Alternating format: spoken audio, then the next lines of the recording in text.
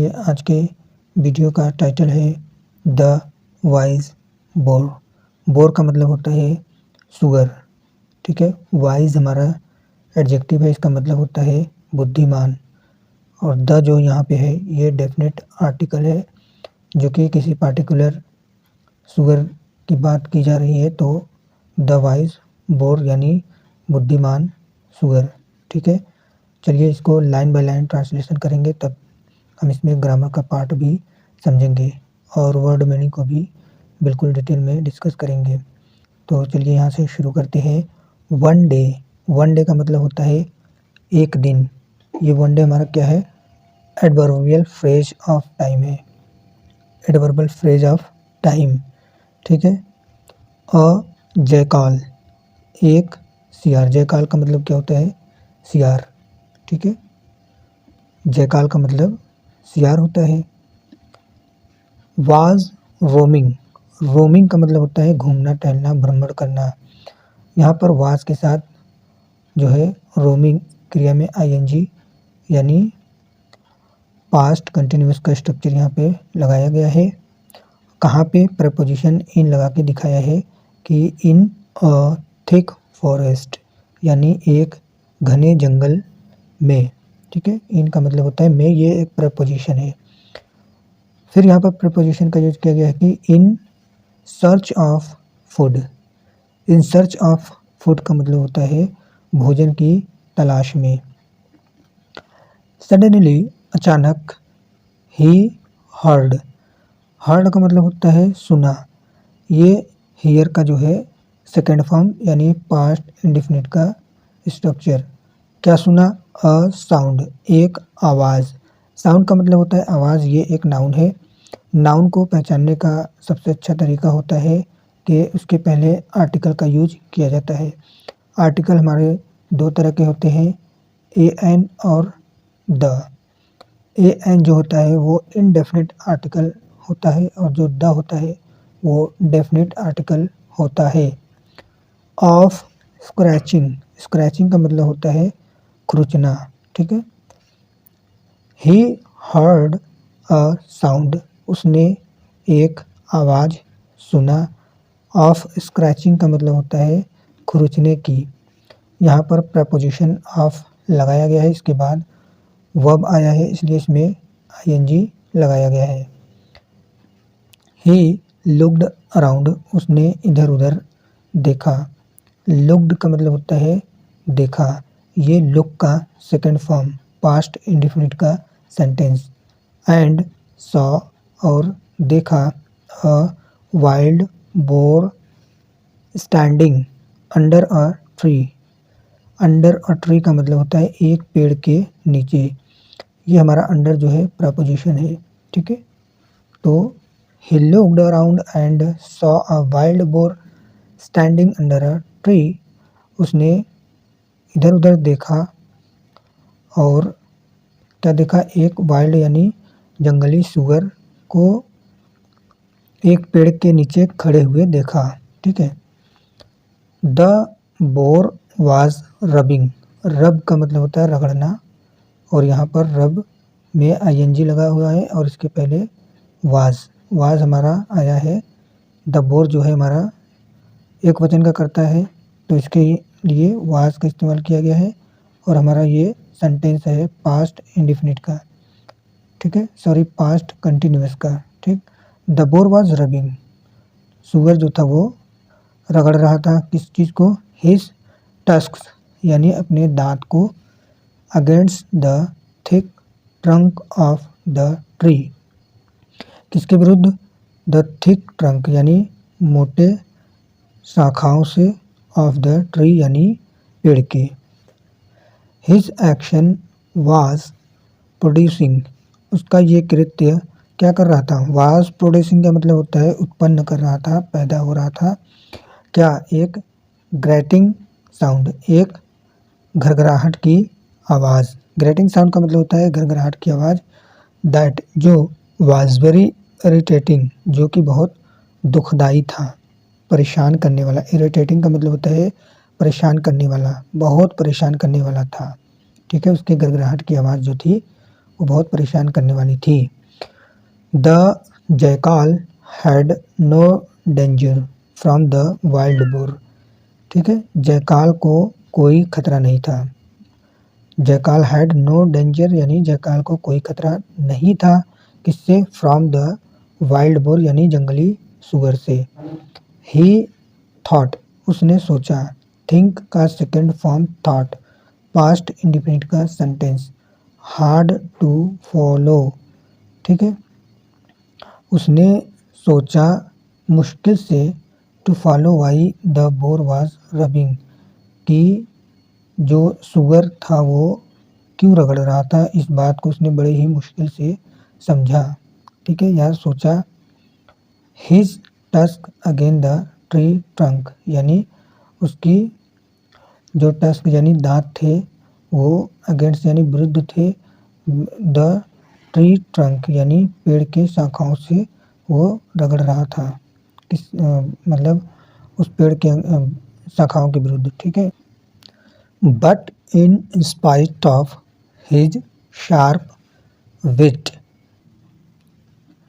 But लेकिन, in spite of यानी के बावजूद, हिज शार्प विट अपनी तीक्ष्ण बुद्धि के, ही कुड नॉट फॉलो वह नहीं समझ सका, वाई कि, आफ्टर ऑल आखिरकार, the boar was doing that यानी सुअर ऐसा क्यों कर रहा था। ठीक है, at last the jackal decided to go and ask the, at last का मतलब होता है अंत में। जयकाल ने डिसाइडेड यानी फैसला लिया क्या करने का, टू गो ये इन्फिनेटिव वर्ब है, एंड आस्क और पूछने का, अब आगे देखेंगे। एंड आस्क और पूछने का, द बोर यानी उस सुअर से, कि वाई ही वाज रबिंग कि वह क्यों रगड़ रहा था, हिज टस्क यानी अपने दांतों को, सो इसलिए, ही वेंट अप वह गया कहाँ, टू हिम उसके पास, एंड सेड और कहा, हेलो मिस्टर बोर, हेलो यानी हेलो, मिस्टर बोर यानी मिस्टर श्रीमान सुअर, हाउ आर यू तुम कैसे हो या आप कैसे हो, फाइन यानी अच्छा, हाउ डू यू डू तुम कैसे हो। ठीक है, ये सुअर भी पूछ रहा है कि हाउ डू यू डू और तुम कैसे हो। रिटोर्टेड द बोर यानी सुअर ने पूछा। व्हाट आर यू डूइंग तुम क्या कर रहे हो, इंक्वायर्ड द जयकाल जयकाल ने पूछताछ की, इंक्वायरी की। ठीक है, आई एम शॉपिंग मैं धार लगा रहा हूँ। शॉप का मतलब होता है तेज और शार्पिंग का मतलब होता है धार लगाना। ठीक है, माई टस्क यानी अपने दांतों को, रिप्लाइड द बोर यानी सुअर ने जवाब दिया या उत्तर दी। बट वाई लेकिन क्यों, I can not see any Hunter around मैं नहीं देख सकता, आई कैन नॉट सी का मतलब होता है मैं नहीं देख सकता, इसको, एनी हंटर अराउंड अपने आसपास यानी कोई भी शिकारी, अराउंड का मतलब आसपास। नॉर इज देयर ना तो जो है यहाँ, any other danger in site न तो यहाँ पर कोई खतरा ही नज़र आ रहा है। ठीक है, साइट का मतलब होता है नज़र आना। ठीक है, आर्ग्यूड द जयकाल क्यूरियसली, क्यूरियसली का मतलब होता है उत्सुकता से। ठीक है, तो आर्ग्यू यानी बहस किया या बात की। द जयकाल जयकाल ने क्यूरियसली का मतलब होता है कि उत्सुकता से। Is it wise to dig a well क्या ये समझदारी है, वाइज का मतलब बुद्धिमानी है, क्या करने का, टू डिग यानी खोदना, अ वेल एक कुआं। ठीक है, क्या एक कुआं खोदना समझदारी है या बुद्धिमत्ता है, बुद्धिमानी है। When a fire has already broken out, broke out का मतलब होता है लग जाना, आग को लगने को जो है ब्रोक आउट कहा जाता है। ठीक है, यहाँ पर वही यूज किया गया है। व्हेन जब a fire has already broken out, जबकि आग पहले से ही, ऑलरेडी का मतलब होता है पहले से ही लग चुका है। ठीक है। क्वेश्चनड द बोर, सुअर ने जो है प्रश्न पूछा। देन तब, ही फर्दर सेड, तब उसने आगे कहा, we are all living in a forest. ठीक है।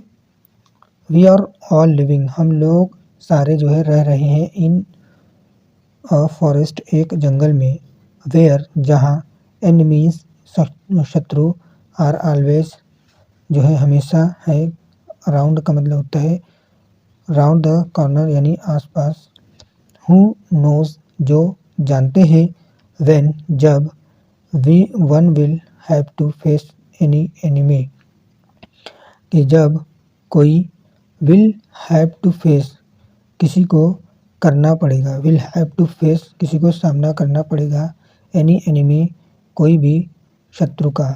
ठीक है। सो इसलिए, आई एम शार्पनिंग, मैं धार लगा रहा हूँ। ठीक है। आई एम शार्पनिंग यानी प्रेजेंट कंटिन्यूअस का सेंटेंस यहाँ पर लगाया गया है। माई टस्क यानी किसको, अपने दांतों को, ये हो गया इस सेंटेंस का ऑब्जेक्ट। ये आई जो है वो सब्जेक्ट है। आई एम शार्पनिंग यानी ये हमारा वर्ब हो गया, और माई टस्क यानी मेरे दांतों को क्या करने का, टू कीप देम रेडी, इनको जो है तैयार रखने का, टू बी यूज्ड यानी इस्तेमाल किए जाने के लिए। इफ़, यदि, I don't do it now, लेकिन यदि मैं ये नहीं करता हूँ, I may not get time to sharpen them if the danger appears suddenly. I may not get, तो मुझे टाइम नहीं मिल सकता, टू शॉपिंग यानी धार लगाने का, देम मीन्स उनको, इफ़ यदि, द डेंजर अपीयर्स यानी खतरे जो हैं वो नज़र आ जाएंगे, सडनली अचानक, अगर खतरा जो है अचानक आ जाए तो मुझे टाइम भी नहीं मिलेगा इसको धार लगाने का। एक्सप्लेन्ड द बोर यानी सुअर ने इस बात को कहा। ठीक है।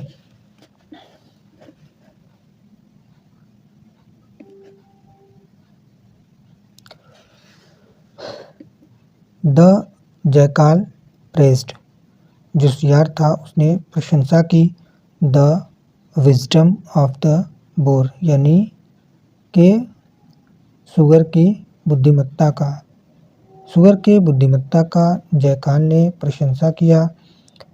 एंड और, वेंट हिज अवे, और चला गया, happy and satisfied, and went his way, और अपने रास्ते चला गया, हैप्पी एंड सेटिस्फाइड यानी खुश और संतुष्ट होकर। ठीक है। इसका मॉरल देखेंगे, ऑलवेज बी प्रिपेयर्ड, प्रिपेयर का मतलब होता है तैयार करना, और यहाँ पर प्रिपेयर्ड यानी second form past indefinite. Always का मतलब होता है हमेशा, ये टाइम ऑफ एडवर्ब है। ठीक है। ऑलवेज बी प्रिपेयर्ड, हमेशा तैयार रहो, किस लिए, फॉर द वर्स्ट यानी मुसीबत के लिए हमेशा तैयार रखना चाहिए।